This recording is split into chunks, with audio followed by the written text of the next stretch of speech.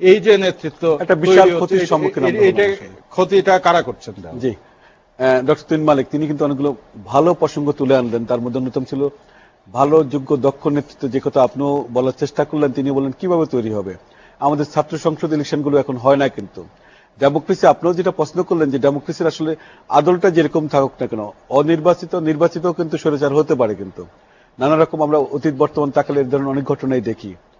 এটা কিভাবে আপনি ব্যাখ্যা করবেন? আসলে দক্ষ নেতৃত্ব তৈরির যে ব্যবস্থা এখন অস্ত্র নির্ভর, এখন কিন্তু সাধারণ ছাত্ররা তা নির্বাচন করতে পারে না।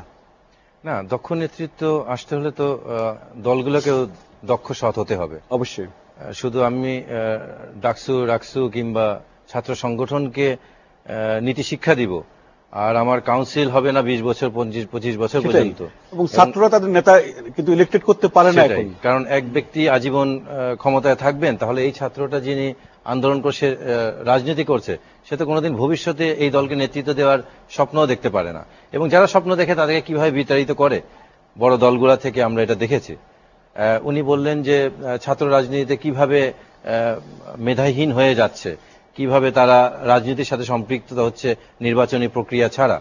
আজকেই আমাদের বিশ্ববিদ্যালয়ের নীল প্যানেলের একজন সম্মানিত শিক্ষক নেতা উনি এক মন্ত্রীর সামনে, সম্ভবত আসাদুজ্জামান নূরের সামনে, উনি বলেছেন, কালকে আপনাদের পত্রিকায় হয়তো এটা আসবে, উনি ঘোষণা দিয়েছেন যে ছাত্রলীগের নেতাদের সবাইকে চাকরি দিতে হবে, তাদের কোনো যোগ্যতার প্রয়োজন নেই। না, এটা কিন্তু একজন বিশ্ববিদ্যালয়ের শিক্ষক বললেন। কিন্তু সেটাই বলছি, বিশ্ববিদ্যালয়ের শিক্ষক, যে শিক্ষক আমাদের মনে আছে কিনা আপনার যে শিয়াল পণ্ডিতের গল্প আমরা শুনেছি, শিয়াল পণ্ডিত কিভাবে কুমিরের ছানাগুলাকে দিচ্ছে এবং একজনকে দেখিয়ে দেখিয়ে সমস্ত ছানা খেয়ে ফেলছে।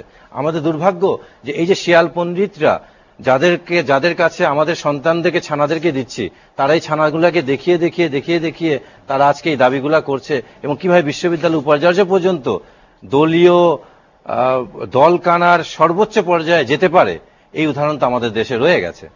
এখন এটা কতটা পর্যায়ে আমি জাস্ট আপনার সঙ্গে যোগ করছি, এখন যুবলীগের আন্তর্জাতিক সম্পাদক, তিনি পাবলিক সার্ভিস কমিশনের সদস্য হন, তো তিনি কিভাবে একদম নিরপেক্ষ অবস্থান দায়িত্ব পালন করবেন? এটা তো বলা মুশকিল না। শুধু পাবলিক সার্ভিস কমিশন শুধু না, অন্যান্য সমস্ত কমিশনের লোকরা এমনভাবে দলীয় এবং আত্মীয়, যাদেরকে আমার মনে হয় যে এই পোস্টের বাইরে আপনি অন্য কোথাও নিয়ে গিয়ে বোধহয় সামাজিক পরিচয়ও দিতে পারবেন না। কিন্তু আমাদের ওই রাজনৈতিক পরিচয়টা এত বেশি ইম্পর্টেন্ট হয়ে গেছে, যার ফলশ্রুতিতে আমার মনে আজকে সামাজিক বিজ্ঞানও পরিবর্তন করা দরকার। যে মানুষ সামাজিক জীব, এটা অসত্য বাংলাদেশের জন্য। বাংলাদেশের জন্য হতে হবে মানুষ রাজনৈতিক জীব। কারণ আপনি রাজনীতি করলে সব পাবো, আমার সামাজিকতার কোনো সুযোগই নেই। উনি যেটা বললেন যে গণতান্ত্রিক পরিবেশের কথা, গণতন্ত্রের সুশাসনের কথা বললেন। এবং আমাদের রাজনীতির দেখেন, আজকে আমাদের জাতির জনক বঙ্গবন্ধুর 94তম জন্মবার্ষিকী। এই দিনে মেঘনাতে হাতিয়ার এখানে আপনি লাশের মিছিল পাওয়া যাচ্ছে। বিএনপির আপনি প্রথম সারির 3 জন নেতা, ফখরুল ইসলাম আলমগীরের মতো নেতাকে আজকে জামিন না দিয়ে আপনি ভেতরে নিয়ে গেলেন। ইনারা কি পালিয়ে যাওয়ার মতো অপরাধ বিজ্ঞানে কি বলে আমাদের আইনে? আজকে মির্জা ফখরুলের মতো লোকের যদি জামিন না হয়, তাহলে তো বাংলাদেশে কারোই জামিন হবে না, সবাই পালিয়ে যাবে। উনি পালিয়ে যাওয়ার মতো লোক কিনা, উনি হত্যা করেছেন কিনা। এই যে রাজনীতিকে আমরা সহিংস জায়গায় নিয়ে এসেছি এবং যার ফলশ্রুতিতে এবং দেশকে যেভাবে বিভক্ত করে ফেলেছি মুক্তিযুদ্ধের পক্ষে বিপক্ষের স্লোগান দিয়ে। আজকের নিউজ হচ্ছে, আপনাদের পত্রিকায় এসছে যে পাবনার সদরের আমির, তার নেতৃত্বে 2 শতাধিক জামাত শিবিরের কর্মীরা আওয়ামী লীগে যোগ দিয়েছেন। এখন 100% তারা মুক্তিযুদ্ধের সপক্ষে শক্তি, কারণ তারা আওয়ামী লীগে যোগ দিয়েছেন।